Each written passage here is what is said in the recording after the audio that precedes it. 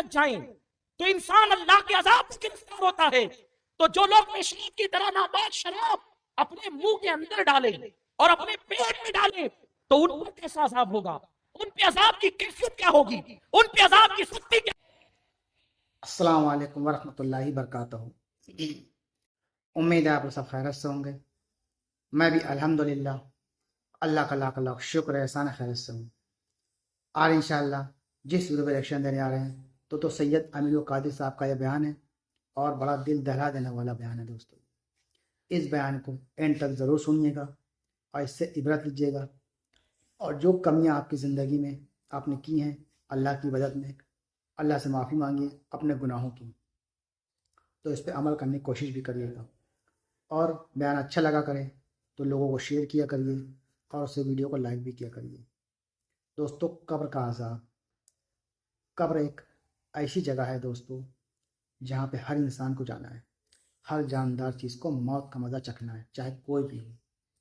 تو کیا ہم نے اور آپ نے قبر کی تیاری کی ہے دوستو؟ نہیں کی ہے تو آج سے, ابھی سے, اسی وقت سے کرنا شروع کر دیں, کیونکہ موت کس وقت آ جائے ہم میں سے کسی کو بھی نہیں پتہ.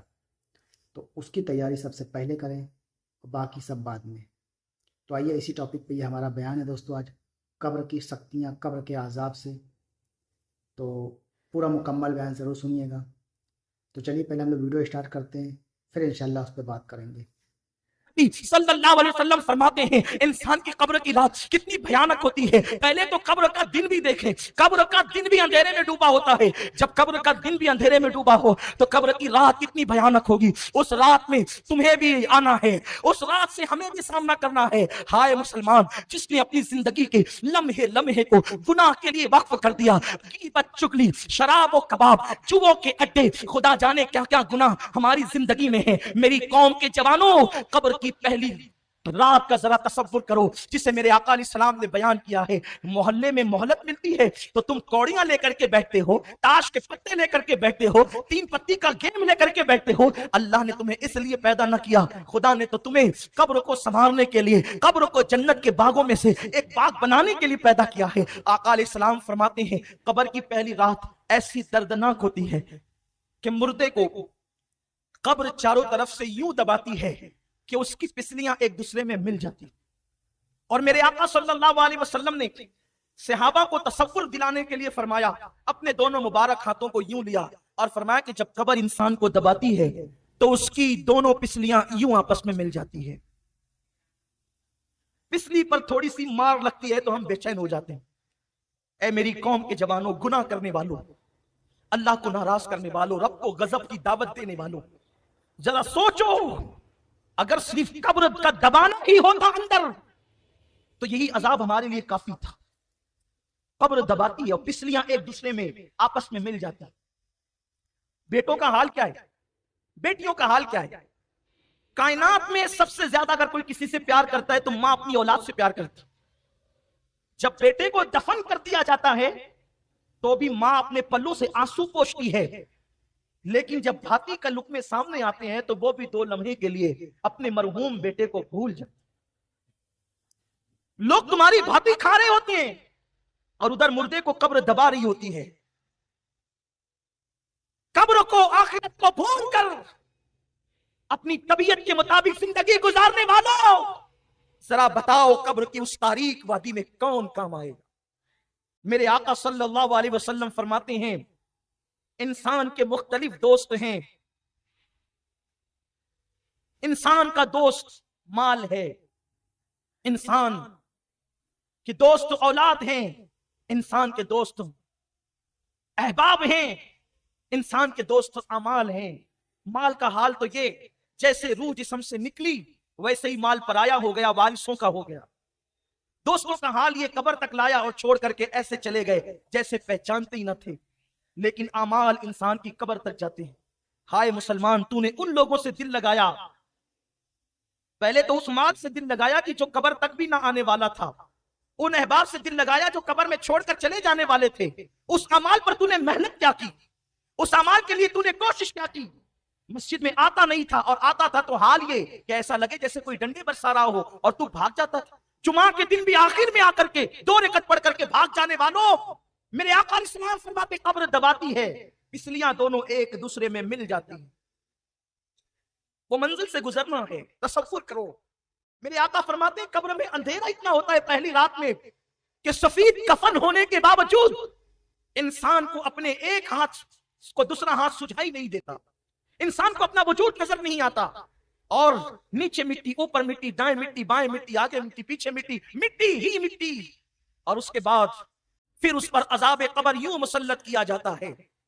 یہ کسی لیڈر کا قول نہیں کہ مسکرا کر کے بھلا دو، یہ کسی مولوی کا کہنا نہیں کہ شک کر سکو، یہ اس رسول کا فرمان ہے جو زمین پہ بیٹھ کر عرش پر نظر رکھتا ہے، یہ اس رسول ہاشمی کا فرمان ہے جس کی نگاہ سے خدا کی ذات چھپی، اس کی نگاہ سے قبر کی بات کیا چھپ سکتی ہے؟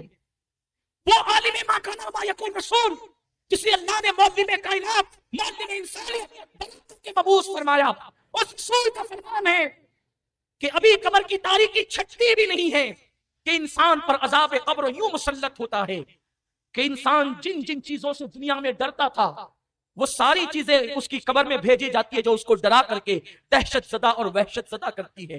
مثال کے طور پر دنیا میں کتے سے ڈرتا تھا تو کتے قبر میں آ کر اس کو ڈراتے ہیں، چپکلی سے ڈرتا تھا تو چپکلیاں ڈراتی ہے، چوہے سے ڈرتا تھا تو چوہوں کو بھیجا جاتا ہے اور وہ اس کو ڈراتے ہیں۔ سوچو گلی کے کونے پر کھڑے ہیں اور کتا آ جائے تو ہم دور بھاگتے ہیں، قبر کے اندر جب اس طریقے سے کتوں کو، چوہوں کو، چپکلیوں کو، سانپوں، بچھوؤں کو جب مسلط کیا جائے گا تو اس 2 گز زمین میں جہاں پر کروٹ بدلنے کے لیے جگہ نہیں ہے وہاں سے کہاں بھاگو گے؟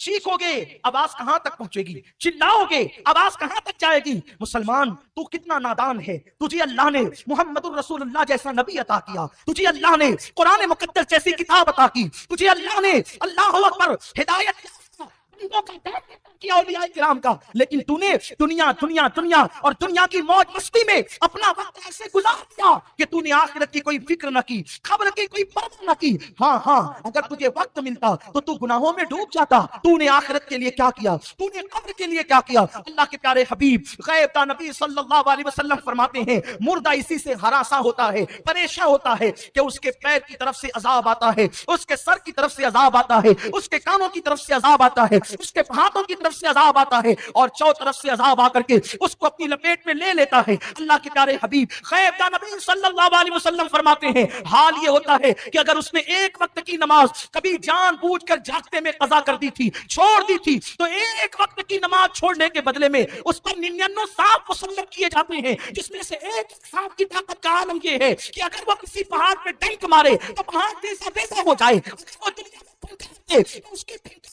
سے ایسے 99 سانپ اس مردے پہ مسلط کیے جاتے ہیں۔ اس کے بعد ایک فرشتہ جو سے دیکھتا نہیں، جو کان سے سنتا نہیں، جو زبان سے بولتا نہیں، گونگا بہرا عیدہ فرشتہ اس میں مسلط جاتا ہے، اور نماز چھوڑنے کی وجہ سے صرف ایک گزا جب وہ اس کے وجود میں مارتا ہے تو وہ ایسے پس جاتا ہے جیسے چنے پہ ہتھوڑا مارنے سے چنا پس جاتا ہے۔ رات کے 2-2 3-3 بجے تک جب نماز فجر پڑھتی کرنے والوں ذرا اس چابک اور اس گوزے کا تصور کرو، سوچو اور غور کرو کہ کیا یہ نازک وجود، یہ چھوٹا سا جسم کیا اللہ کی عذاب کو برداشت کر سکے گا؟ کیا رب تبارک و تعالیٰ کی عذاب کو برداشت کر سکے گا؟ نہیں اور ہرگز نہیں۔ تو پھر یہ رنگریلیاں کیوں ہے؟ یہ طبیعت کے مطابق زندگی کیوں ہے؟ یہ گھروں پہ لگے ہوئے تمہارے اینٹینے، یہ اینٹینے نہیں، یہ ایریل نہیں، یہ جہنم کے سامان ہے۔ تمہارے گھروں کی رنگین ٹی ویاں جو تمہیں ڈش لگانے پہ مجبور کرتی ہے، تمہارے بچے جو تمہیں مجبور کرتے ہیں ڈش لگانے پر، اس میں 100 سے زائد چینل پر گندی لنگی اور آوارگی کی فلم بلکہ تمہاری پوری اولاد کو جہنم کا ایندھن بنانے کے لیے لے جا رہے ہیں۔ خدارا ذرا اپنے حال پہ رحم تو کرو۔ اگر یہ کہا گیا ہوتا کہ 1 سال کے بعد موت آئے گی تو شاید ہم 1 سال پہلے سدھر جاتے، 10 سال کے بعد موت آئے گی تو ہم 10 سال پہلے سدھر جاتے، لیکن موت نے تو کوئی وقت نہ دیا، کسی کو موقع نہ دیا۔ موت کب آئے گی، کیسے آئے گی، کس وقت آئے گی، کس حال میں آئے گی، اس سے کوئی اطلاع کسی کو نہیں دی گئی۔ ٹی وی دیکھنے والوں، موبائل کو ہاتھ میں لے کر کے انٹرنیٹ پر گندے مناظر دیکھنے والوں، جس وقت تمہارے ہاتھ میں موبائل ہو اور اسی وقت اللہ نہ کرے تمہیں موت آ گئی، اس وقت وقت جب تم گندے مناظر دیکھ رہے ہو یا فلمیں تم ننگی اور آوارگی کی دیکھ رہے ہو، اسی وقت تمہیں موت آ گئی تو تم اللہ کو کیا منہ دکھاؤ گے؟ مصطفیٰ جان رحمت صلی اللہ علیہ وسلم ارشاد فرماتے ہیں جس کو جس حالت میں موت آئے گی وہ قیامت کے دن اسی حالت میں اٹھایا جائے گا۔ اللہ کے حبیب صلی اللہ علیہ وسلم فرماتے ہیں بہت چھوٹی چھوٹی چیزیں جس کو لوگ سمجھتے ہیں اس پر بھی اللہ لوگوں پہ قبر میں عذاب فرمائے گا۔ میرے آقا علیہ السلام فرماتے ہیں کہ لوگ پیشاب کے چھینٹوں سے نہیں بچتے، اس بنیاد پر بھی اللہ ان کو عذاب قبر میں مبتلا کرے گا۔ اس حدیث کو پڑھنے کے بعد میں نے کتاب بند کی اور میں سوچنے لگا کہ اللہ کے حبیب صلی اللہ علیہ وسلم فرما رہے ہیں کہ اگر پیشاب کے چھینٹے پیروں پر آئیں اور لوگ پیشاب کے چھینٹوں سے نہ بچے تو بھی اللہ ان کو قبر کے عذاب میں گرفتار کرے گا۔ پیشاب تو اپنے پیٹ سے نکلی ہے، پیٹ سے نکلنے والی گندگی، اپنے پیٹ سے نکلنے والی غلاظت، اگر ہم اس سے نہ بچیں تو اللہ عذاب قبر میں گرفتار کرے گا، عذاب قبر میں مبتلا کرے گا۔ اور قبر کا عذاب کیا ہے؟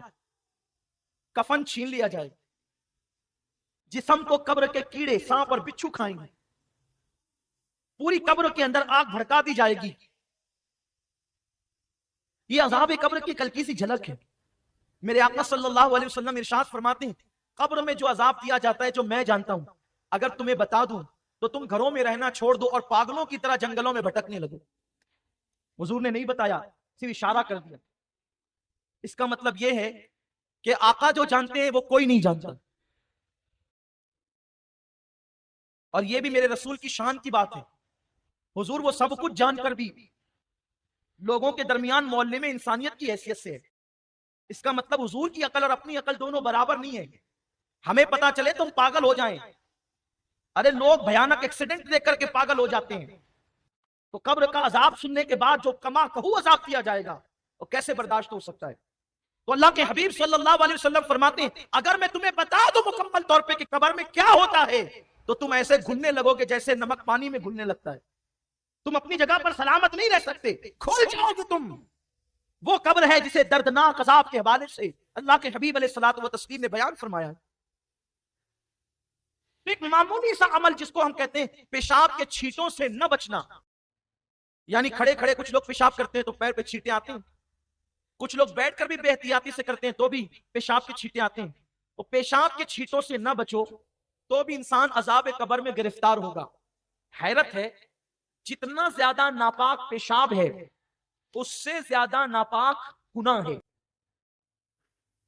گناہ اور پیشاب کی ناپاکی میں زمین آسمان سے بڑا فرق ہے، کیونکہ پیشاب اگر کہیں لگ گیا پانی ڈال دو تو پیر پاک ہو جائے گا، بدن پاک ہو جائے گا، لیکن اگر گناہ کا دھبا لگ گیا تو 7 سمندر کا پانی بھی گناہ کا دھبا نہیں دھل سکتے۔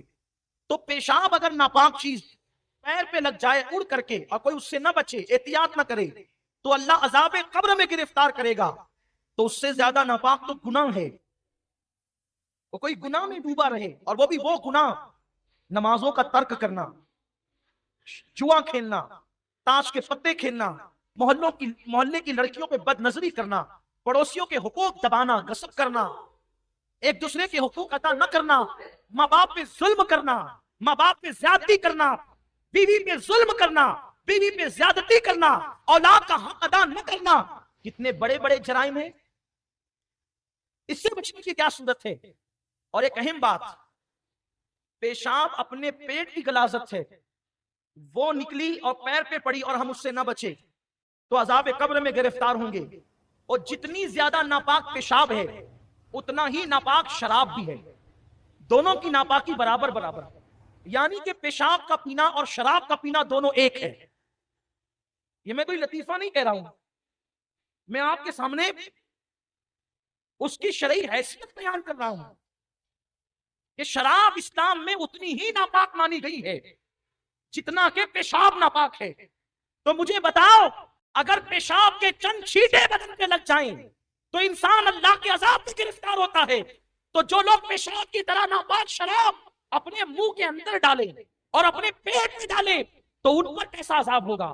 उन पे अजाब की कैफियत क्या होगी, उन पे अजाब की सख्ती क्या होगी। मेरे आका सल्लल्लाहु अलैहि वसल्लम के दीवानों, आयत मुबारक का आखिरी टुकड़ा, अब मैं उस पे नहीं पहुंच सकूंगा, बस एक बात अर्ज करके अपनी गुफ्तगू मुकम्मल करूं। शायद किसी की जिंदगी में इनकलाब पैदा हो जाए। खुदा के लिए अपनी कब्र की तैयारी करो। तो दोस्तों, ये था हमारा एक्शन जो आपने देखा, सैयद अमीरुल कादिर साहब का ये बयान जो कब्र के ताल्लुक से था। दोस्तों, कब्र बड़ी दर्दनाक जगह है, उसके लिए इसके अमाल अच्छे नहीं हैं, और इसके अमाल अच्छे हैं उसके लिए सब कुछ अच्छा है। तो हम सबको ये चाहिए कि अपने अमाल सुधारें, कब्र की तैयारी करें, आखिरत की तैयारी करें, अल्लाह को राज़ी करें, और वो सारे काम करें इससे अल्लाह राज़ी हो। नमाज़ें पढ़ें, रोज़े रखें, सदका ज़कात खैरात जो भी बनता है सब दें, और जो भी आपके घर वाले हैं सबके हक़ अदा करें, तमाम बुराइयों से बचें, गीबत करना, चुगली करना, गाली गलौज, अपने ज़बान की हिफाजत करें, अपनी नज़रों की हिफाजत करें, और रिज़्क हलाल कमाएं, हलाल खाएं। तो इंशाअल्लाह मैं चाहता हूँ दुनिया में संवरेगी और आखिरत भी संवर जाएगी, क्योंकि जब इस दुनिया से इंसान जाएगा तो सिर्फ अपने अमाल लेके जाएगा, अच्छे या बुरे। तो कोशिश करें अपने अमाल को सुधारने की। तो दोस्तों, अपनी वीडियो को यहीं ख़त्म करते हैं, और जितना हो सके इस वीडियो से इबरत लीजिएगा और दूसरों को भी शेयर करिएगा। मिलेंगे इंशाअल्लाह आपसे नेक्स्ट वीडियो में। तब तक के लिए अस्सलाम वालेकुम व रहमतुल्लाहि व बरकातहू।